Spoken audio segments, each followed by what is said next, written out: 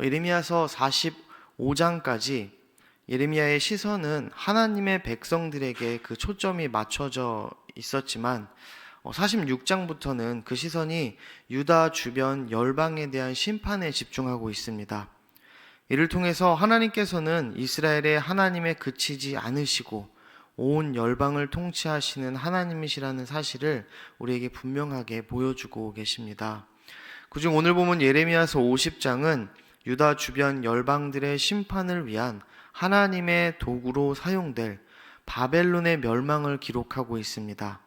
그런데 예레미야 50장을 통한 바벨론의 멸망은 곧 하나님의 백성들의 회복과 이어집니다. 바벨론의 멸망이, 즉 바벨론에 대한 하나님의 심판이 단지 그들의 죄를 보응하는 것으로 끝나는 것이 아니라 하나님의 백성들의 회복을 위한 것임을 오늘 본문은 보여주고 있습니다.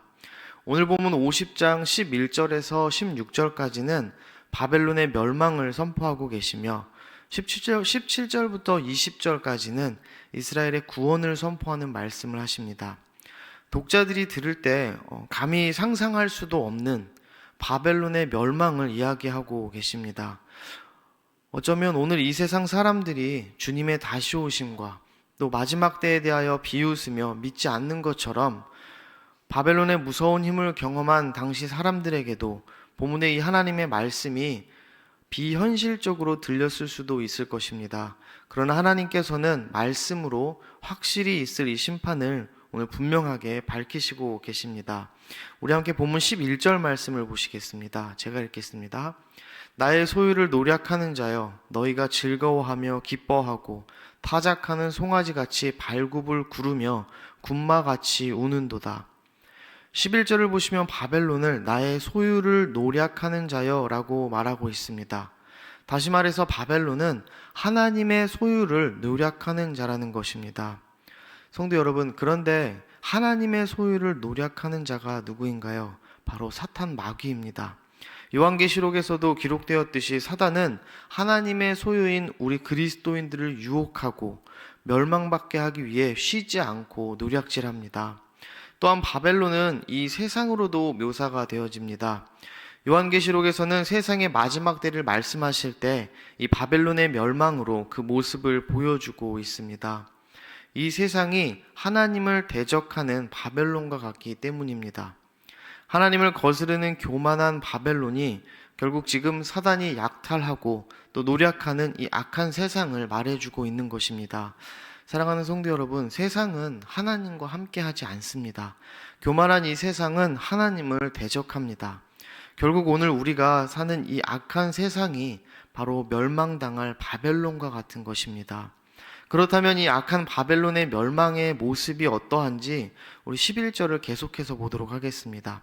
11절을 다시 보시면 이 바벨론을 즐거워하고 또 기뻐하고 타작하는 송아지로 비유하고 있습니다. 고대 근동에서는 이 타작하는 송아지의 입에 망을 씌우지 않았습니다. 왜냐하면은 힘들게 타작하는 그 송아지가 곡식의 나달을 먹을 수 있도록 주인이 허락하였기 때문입니다. 그런데 이 송아지와 같은 바벨론이 주인으로부터 허용된 어느 정도의 곡식만 먹는 것이 아니라 현재 지나치게 많은 것들을 먹어치우고 있는 것입니다. 즉 바벨론이 하나님께서 허락하신 그 선을 넘어서 잔인한 살육의 즐거움을 누리다가 이제는 그들 자신들도 멸망하게 될 것을 말씀하고 계신 것입니다. 멸망당할 그 바벨론의 모습을 오늘 본문은 이렇게 묘사합니다. 본문 12절 말씀입니다. 그러므로 너희의 어머니가 큰 수치를 당하리라. 너희를 낳은 자가 치욕을 당하리라. 보라, 그가 나라들 가운데의 마지막과 광야와 마른 땅과 거친 계곡이 될 것이며, 결코 멸망하지 않을 것 같았던 그 거대한 바벨론이 광야와 마른 땅과 그리고 거친 계곡이 될 것이라 말씀하십니다. 그 높고 튼튼한 도성과 아름답고 화려한 도시의 거리, 그리고 쾌락이 가득하고 현란한 도시의 문화를 이루었던 그 위대해 보이기만 했던 바벨론이 철저하게 파괴되어 광야가 되고 또 마른 땅이 되며 거친 계곡이 될 것이라 하나님은 선포하십니다. 또 13절 말씀을 보시면 여호와의 진노로 말미암아 주민이 없어 완전히 황무지가 될 것이라. 바벨론을 지나가는 자마다 그 모든 재난에 놀라며 탄식하리로다 말씀하십니다. 여호와의 진노로 말미암아 사람이 없어서 완전히 황무지가 될 것이라 표현합니다. 바벨론의 이런 이 14절 마지막 부분을 또 보시면 그가 여호와께 범죄하였음이라 말씀하시면서 바벨론이 유다와 열방을 침략하며 벌였던 이 범죄들이 결국 하나님께 범죄하였다는 것을 말씀하시는 것입니다.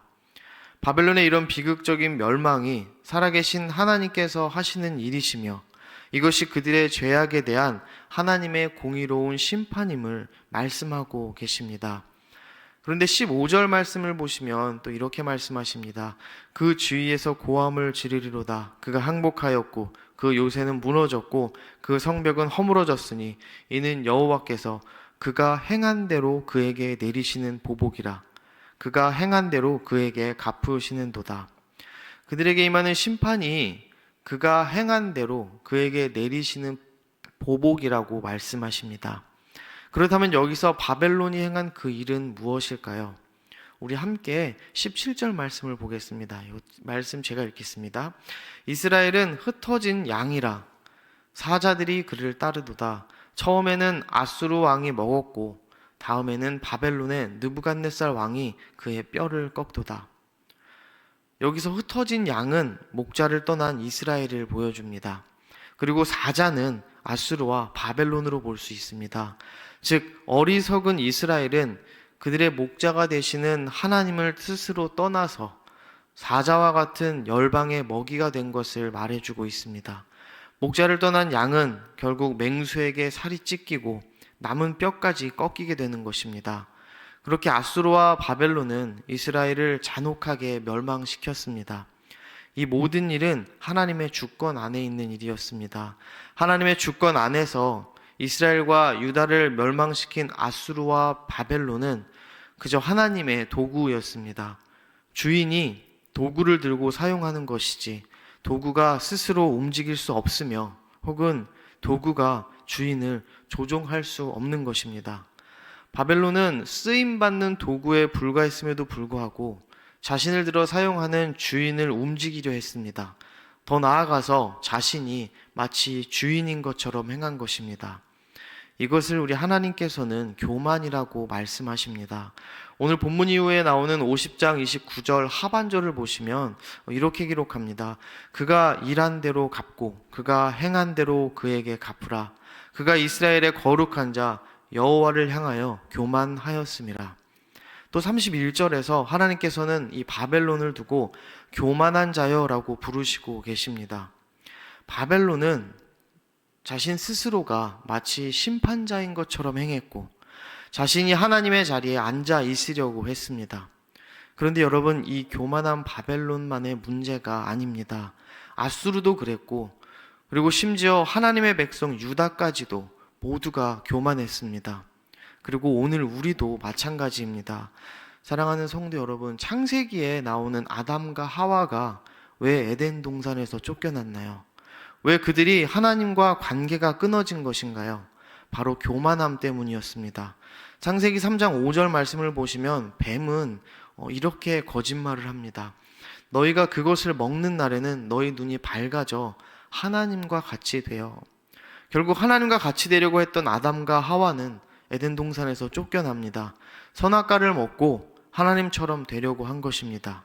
하나님의 자리에 앉으려고 했습니다. 하나님의 영역에까지 도전한 것입니다. 내가 주인 되려는 그 교만이었습니다. 그런데 그 교만한 자의 후손이 바로 오늘 저와 여러분입니다. 에베소서 2장에서 말씀하고 계시듯이 이 세상 풍조를 따르고 육체의 욕심을 따라 지내며 육체와 마음이 원하는 것을 하는 우상숭배자, 그리고 교만한 자, 그리고 본질상 진노의 자녀가 바로 우리라는 것입니다. 성도 여러분, 하나님의 백성 이스라엘과 아수르 그리고 바벨론 모두 결국 하나님의 자리에 앉으려 했던 교만한 자들이었습니다. 그리고 그 교만의 결국은 우리가 말씀에서 보듯이 심판이었습니다. 그리고 첫사람 그 아담의 후손으로 이 세상에 살면서 죄로 인해 하나님과 관계가 끊어진 오늘 우리도 바벨론처럼 결국 심판받아야 하는 그런 사람들입니다. 저와 여러분은 이 교만한 죄에서 자유로울 수 없는 자들, 심판받아 마땅한 본질상 진노의 자녀들인 것입니다. 그러나 우리에게는 기쁜 소식이 하나 있습니다. 20절 말씀을 우리가 함께 읽도록 하겠습니다. 예레미야서 50장 20절 말씀입니다. 여호와의 말씀이니라. 그날 그때에는 이스라엘의 죄악을 찾을지라도 없겠고 유다의 죄를 찾을지라도 찾아내지 못하리니 이는 내가 남긴 자를 용서할 것임이라. 아멘. 하나님께서는 예레미야서 31장 34절에서 말씀하셨던 그 새 언약의 약속, 즉 내가 그들의 악행을 사하고 다시는 그 죄를 기억하지 아니하리라 라는 말씀을 오늘 50장 20절에서 다시 한번 말씀하십니다. 그리고 하나님께서 영원한 언약을 세우실 것이기 때문에 그들 가운데서는 죄악을 찾을 수 없을 것이라 말씀하십니다. 이 기쁜 소식이 오늘 바벨론과 같이 교만한 우리에게 은혜로 주어진 것입니다. 사랑하는 성도 여러분, 우리가 마땅히 받아야 할 그 마땅한 그 심판은 예수님께서 십자가에서 이미 치르셨습니다. 로마서 3장 22절에서 24절 말씀을 보시면 곧 예수 그리스도를 믿음으로 말미암아 모든 믿는 자에게 미치는 하나님의 의니 차별이 없느니라. 모든 사람이 죄를 범하였음에 하나님의 영광에 이르지 못하더니 그리스도 예수 안에 있는 속량으로 말미암아 하나님의 은혜로 값없이 의롭다 하심을 얻은 자 되었느니라. 예수님께서 십자가 위에서 다 이루셨습니다. 로마서 6장에서 말씀하듯이 우리는 믿음으로 그리스도께 연합되어서 주님의 죽으심과 새 생명으로의 부활에 참여하게 된 사람들입니다. 예수님께서 십자가에서 받으신 심판을 통해서 바벨론과 같이 심판받아야 했던 우리가 은혜로 구원을 받은 것입니다. 성도 여러분, 이것이 우리가 그렇게 중요하게 여기는 기쁜 소식, 바로 복음입니다. 우리가 오늘 기도할 때, 이 새벽에 하나님 앞에서 기도할 때 이 십자가 복음 앞에 다시 한번 서기를 소망합니다. 다시 십자가 앞에 서서 우리가 가졌던 그 첫사랑을 회복하게 해달라고 기도하면 좋겠습니다. 이 귀한 복음으로 매 순간 주님 덕분에 기뻐하시는 성도 되게 해달라고 우리 함께 기도하며 나가도록 하겠습니다.